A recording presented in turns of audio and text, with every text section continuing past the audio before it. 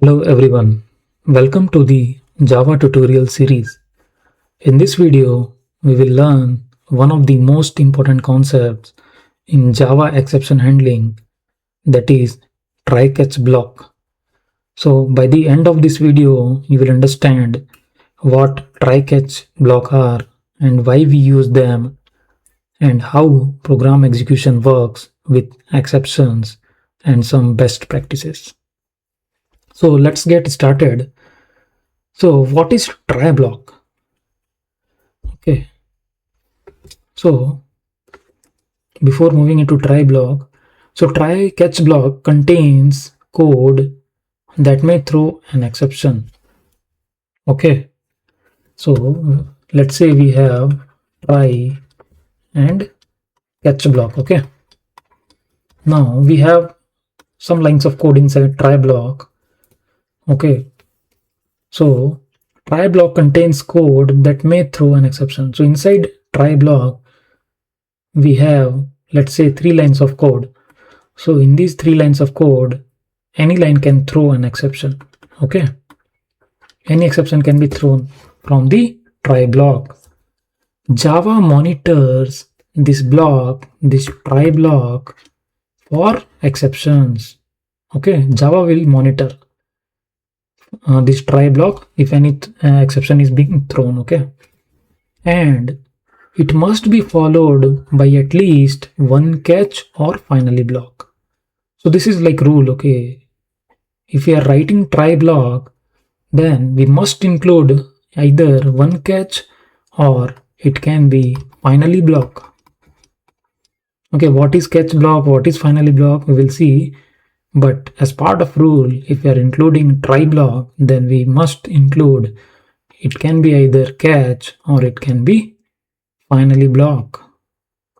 So a try block contains the code that might generate an exception. Okay, while executing the code inside try block, okay, Java continuously checks whether an exception is occurring or not. If exception occur, then it will execute the catch block.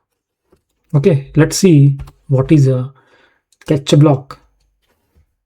So a catch block is used to handle the exception thrown by the try block. So whatever exception we will get from the try block will be handled by the catch block. Okay, and if an exception occurs in the try block and matches the exception type specified in the catch block executes.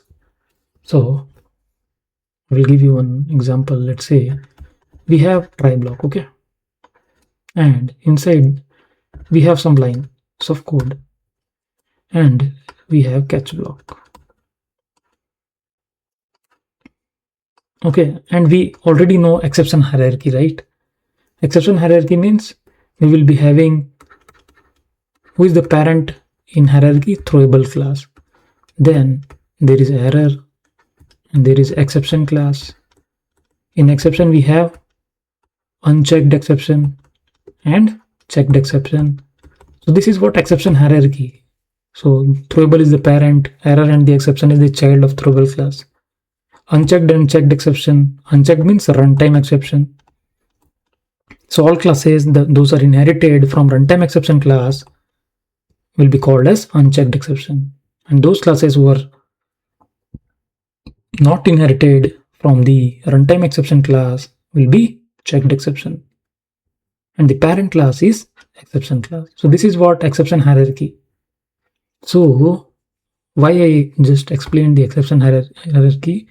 Because if any exception occur inside a try block, okay, so there will be some exception class, right? So let's say, for example, I will take arithmetic exception. Arithmetic exception, this is a class name. Okay, arithmetic exception class. Okay, we are getting inside try block this exception. Now what will happen after getting this exception? Java will create an instance of this exception class, and it will see whether the programmer has supplied the handling for this exception or not. How it will check? It will check in the catch block. So in the catch block, we will write the exception class name here. Exception class name in the catch block. Okay. So whatever exception we are getting in the try block, Java will create an instance of this class and will try to find out whether programmer has supplied this matching exception class or not in the catch block. If I have provided here arithmetic exception as data type and variable e, then this catch block will get executed. Okay, and here let's say instead of arithmetic exception in the catch block, I am using exception, which is parent class of the all exception classes.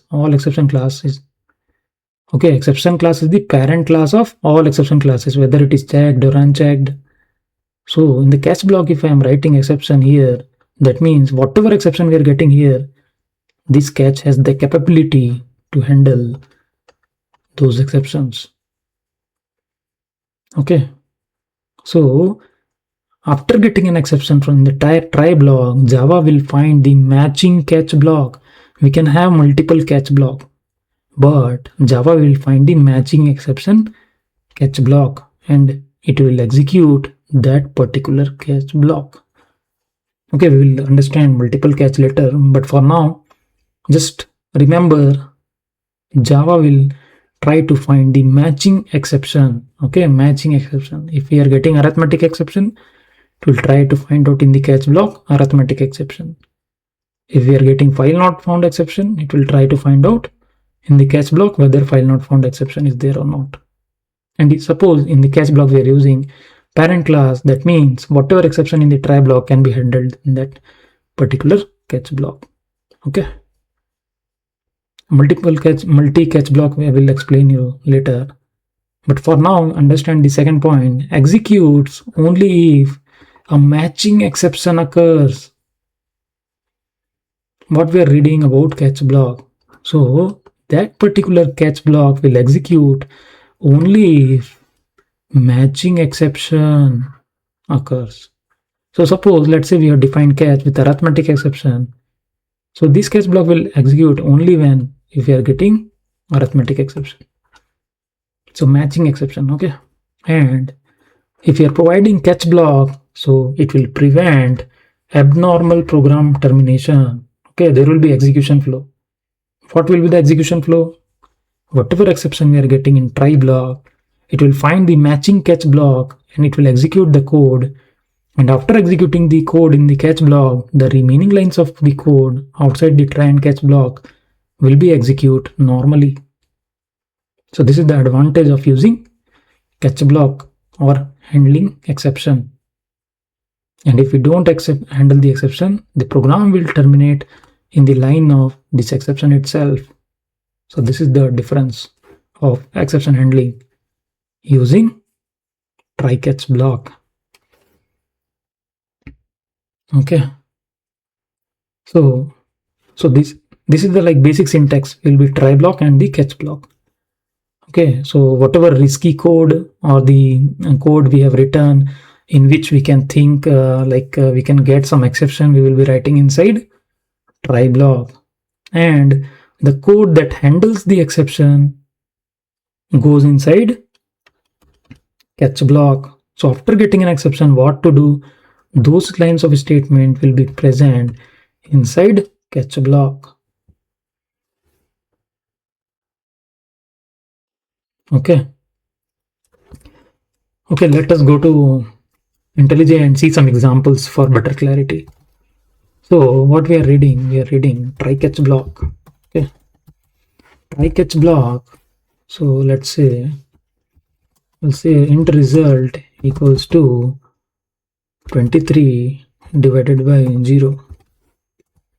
Okay, and we will print result, and I will print one more line just to understand the program flow. So what I will write here, program and so I have not provided try catch block so far. Okay, so before try catch block, how this code will execute, let's verify. So what will happen in the line number 10, we will get what? Arithmetic exception, correct? Arithmetic exception we will get in the line number 10. And we have read, if you are not providing exception handling, then program will terminate in the line of exception itself. So program will terminate in the line number 10 itself, and the remaining lines of code, that is line number 11 and 12, will not get executed. Why? Since we are not providing any exception handling. So let's verify whatever I said just now. See, in line number 10, we got the exception, arithmetic exception, and program terminated, process finished, okay? So program terminated in the line number 10 itself, and that's why we are not getting this output. So this is the case if we are not using try catch block, or we can say we are not handling the exception. Okay, so here dividing by 0 throws an arithmetic exception, and since the exception is not handled, the program terminates immediately, and the program is ending in the line number 10 itself. And these lines are never executed, and program end is never printed. Okay.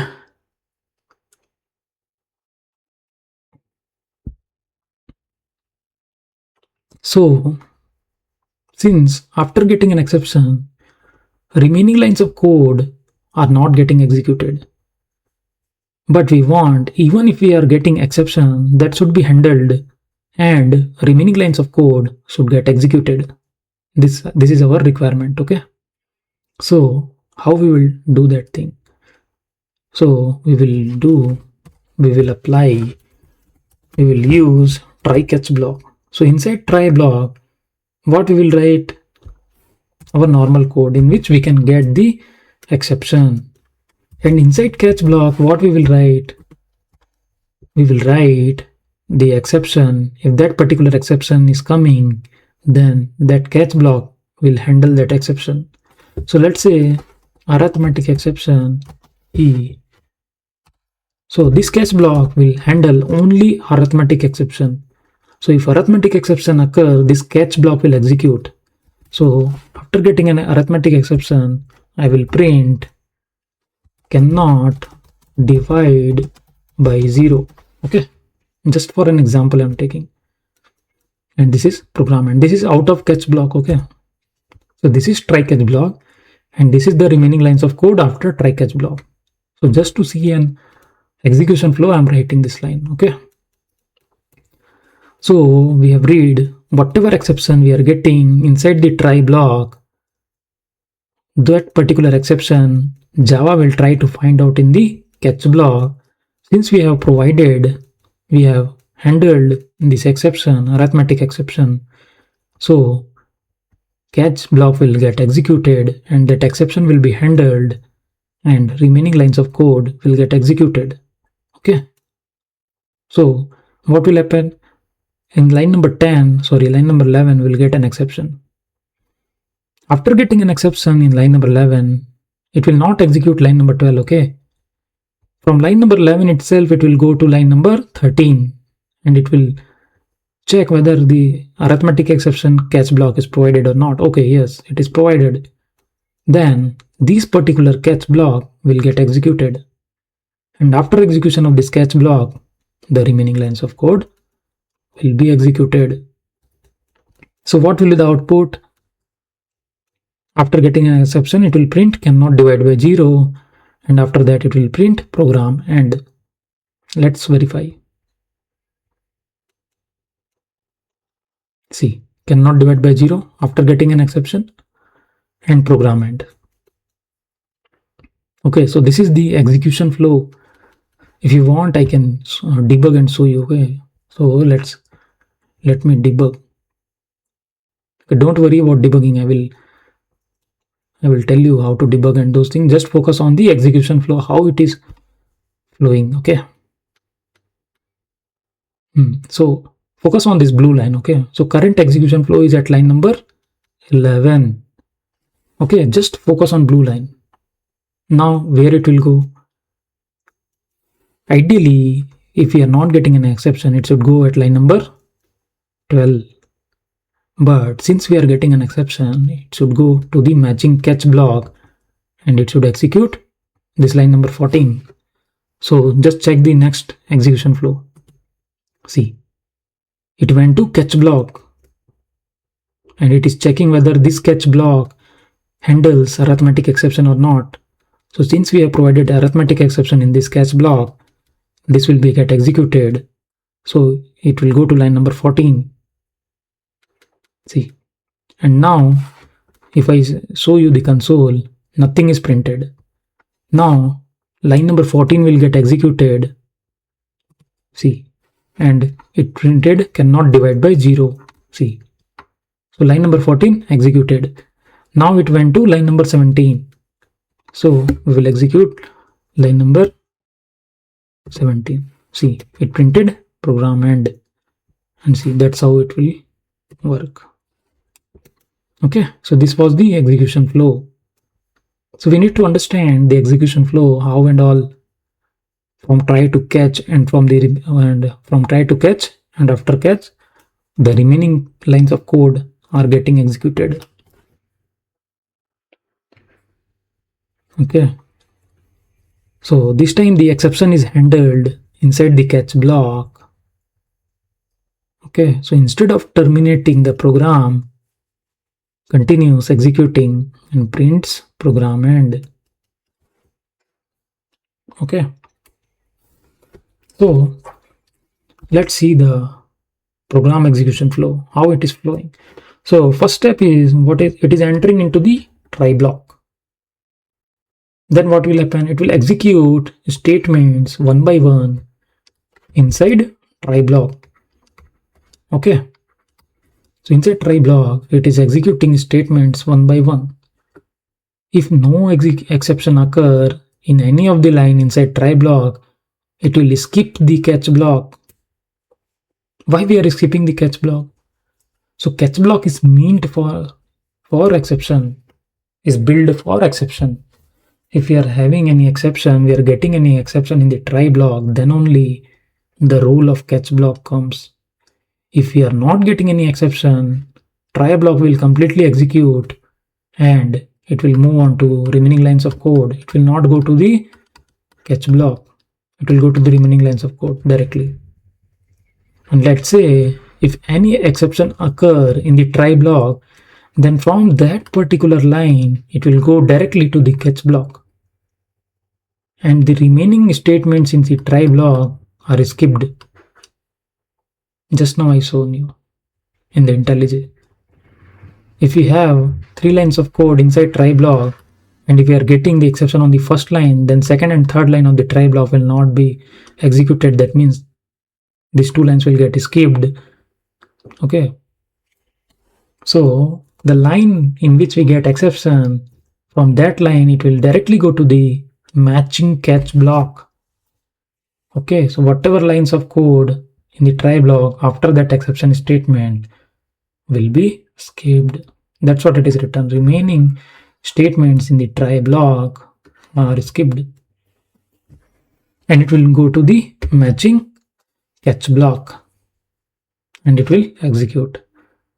And after executing the catch block, program will continue if it has lines of code after the catch block. So this is the whole execution flow. I showed you after debugging also how the code execution flow is going on from try to catch and the remaining lines of code. Okay, now you might be thinking, what if let's say if no exception occur, then catch block is not executing. Okay, let me show you that thing. Okay. So now you are seeing cannot divide by 0 in the output, right? So this catch block is getting executed. Why means because we are getting an exception of arithmetic exception.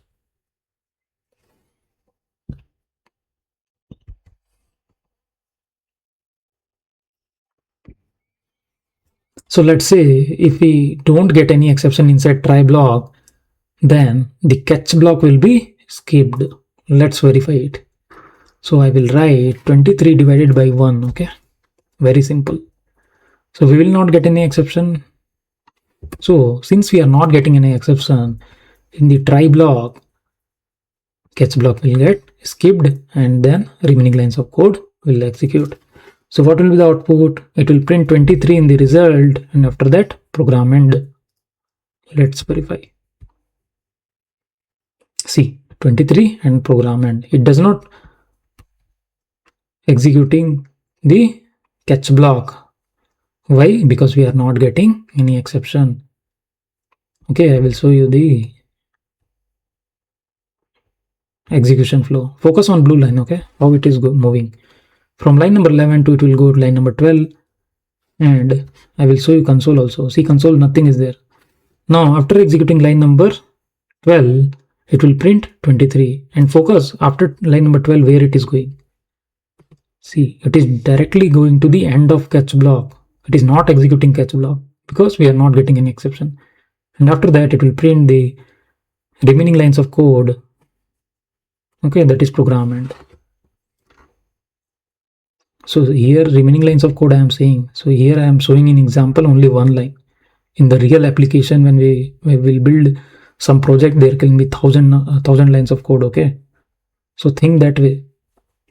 So after executing try block, if we are not finding any exception, it will not execute catch block. It will directly execute remaining lines of code. Okay.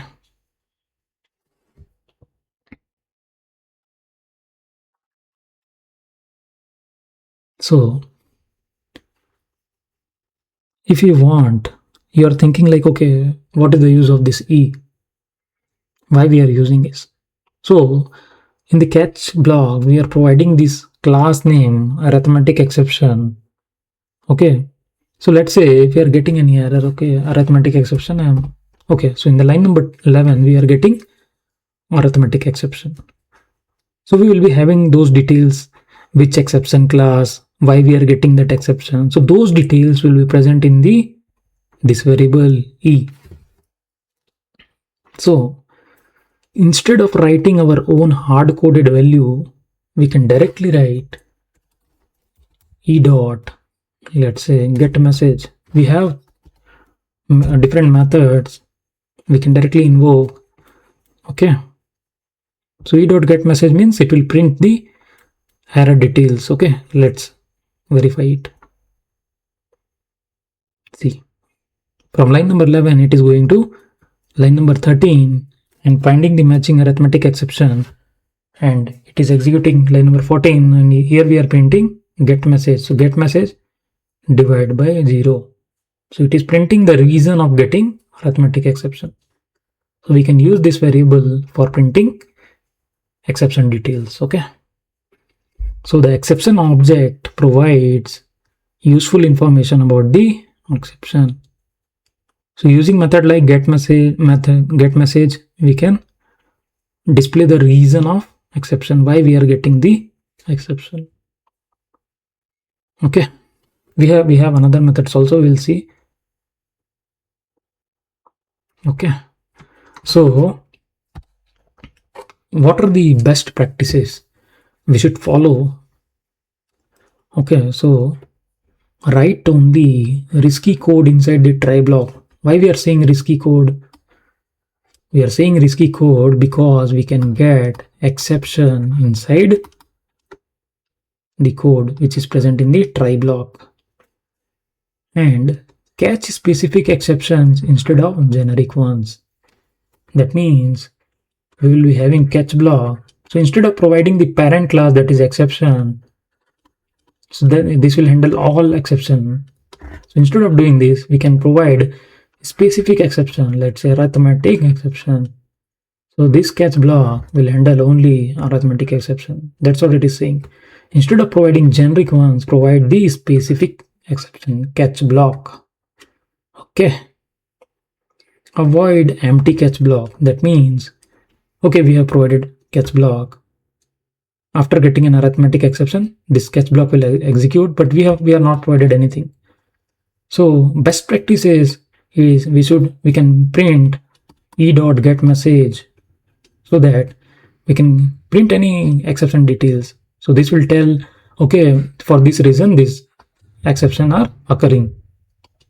Do not leave the blank inside catch block. Okay, we should be writing the some exception details in order to trace it and find out. Okay, and yeah, we should log, display, or some meaningful error messages so that we can understand and we can rectify those exceptions. So these are the best practices we should follow. Okay, so let's summarize what we have learned so far. So try will contain what? Try will contain risky code. How do we handle exception after getting exception in the try block? From that statement, that exception statement, it will move on to the catch block. Okay, and catch block will handle exception. So by doing this, prevents abnormal program termination, and the flow of execution will be normal. So thereby it improves application reliability and program can continue after the handling exceptions.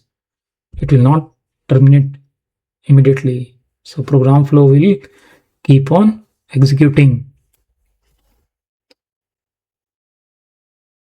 So that's all for this video. I hope this tutorial helped you understand the try catch block in Java. Thanks for watching and I will see you in the next video.